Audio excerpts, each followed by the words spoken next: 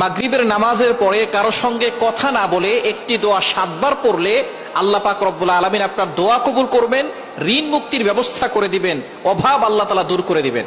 বর্তমান আমাদের সমাজে আমরা অনেকে আমল করতে চাই না। আমলের মাধ্যমে কিন্তু আপনি আপনার জীবনটাকে পরিবর্তন করতে পারেন। আমল দিয়ে যদি আপনি আপনার জীবনটাকে সাজান, দুনিয়াতেও শান্তি পাবেন, আখিরাতেও শান্তি পাবেন। নবীজি সাল্লাল্লাহু আলাইহি ওয়াসাল্লাম আমাদেরকে এমন কিছু দোয়া শিক্ষা দিয়েছেন যে দোয়ার মাধ্যমে কিন্তু আমরা সুখে শান্তিতে দুনিয়াতে বসবাস করতে পারি। নবীজি সাল্লাল্লাহু আলাইহি সাল্লামের কাছে অনেক সাহাবায়ে কেরাম বলতেন, ইয়া রাসূলুল্লাহ, আমার সম্পদ কম, দুনিয়া আমার কাছ থেকে দূরে সরে গেছে, ইয়া রাসূলুল্লাহ কিছু দোয়া বলে দেন।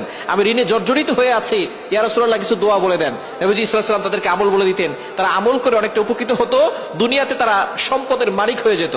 সুতরাং আপনি যদি অভাব দূর করতে চান এবং ঋণ থেকে মুক্তি পেতে চান, অনেকে ঋণের জ্বালায় জর্জরিত হয়ে গেছে, ঋণের বোঝায়, ঋণের টেনশনে তাদের চোখে ঘুম আসে না।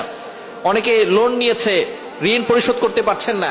আপনি মাগরিবের নামাজের পরে কারো সঙ্গে কথা না বলে আপনি সেখানে বসে কিবলার দিকে মুখ করে একটি দোয়া পড়বেন। হযরত আলী রাদিয়াল্লাহু তাআলা আনহু বলেছেন, এই দোয়াটা যে ব্যক্তি পড়বে তার যদি পাহাড় সমপরিমাণ ঋণ থাকে, আল্লাহ তাআলা সেই ঋণ মুক্তির ব্যবস্থা করবেন এবং আল্লাহ পাক রব্বুল আলামিন তার অভাব দূর করবেন। যখন আপনি ঋণ মুক্তি হবে তখন আপনি আস্তে আস্তে সম্পদশালী হতে পারবেন। সুতরাং দোয়াটি হচ্ছে, আল্লাহুম্মা কফিনি বিহালালিকা আন হারামিক ওয়াগনিনি বিফদলিকা আম্মান সিওয়াক। এই দোয়াটা মাগরিবের নামাজের পরে কতবার পড়বেন? 7 বার পড়বেন। 7 বার পরে আল্লাহর কাছে দোয়া করবেন, দেখবেন আল্লাহ তাআলা আপনার সকল দোয়াগুলো কবুল করবেন, আল্লাহ আপনার অভাব দূর করবেন, বিপদ আপদ থেকে আল্লাহ হেফাজত করবেন। মাগরিবের নামাজের পরে আমলটি করবেন। ফজরের